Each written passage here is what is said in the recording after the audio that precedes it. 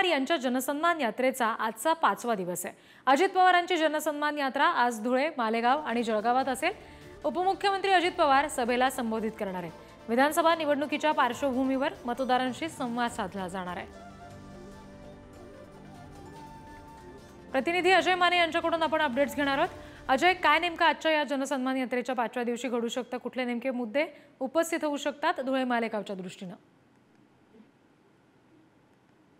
अजित पवारचा दौरा जो आहे तो हा संपूर्ण गडबडीचा असणार आहे, कारण की आपण पाहिलं आज अजित पवार धुळे, मालेगाव आणि अंमळनेर या 3 भागात जे ते आपला दौरा जनसन्मान यात्रा करून जातात।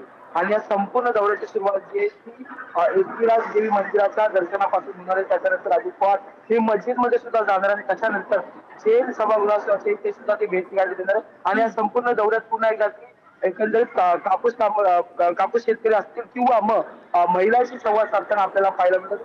आपण जर पाहिलं तर जनसन्मान यात्रेचा संपूर्ण दौरा दररोज 1 किंवा 2 बैठका किंवा मीटिंग सभा ज्या आहेत त्या महिलांच्या वतीने घेण्यात येतात। महिलांना विशेष लक्ष द्यायचे या संपूर्ण जनसन्मान यात्रेत केले गेलेले आहे। त्याच्यानंतर आज पहिल्या टप्प्याचा शेवटचा दिवस मानला जातो। काल अजित पवार या दौऱ्यात नव्हते, काल कोल्हापूर दौऱ्याला होते, त्यामुळे आज विशेष लक्ष असणार आहे अजित पवार यांच्या दौऱ्यावर। आणि त्याच्यातही सगळ्यात महत्वाचं म्हणजे धुळे, मालेगाव हा अंमळनेर हा संपूर्ण पट्टा जो आहे तो अल्पसंख्याक मतांचं गणित त्या ठिकाणी बांधलं जातं।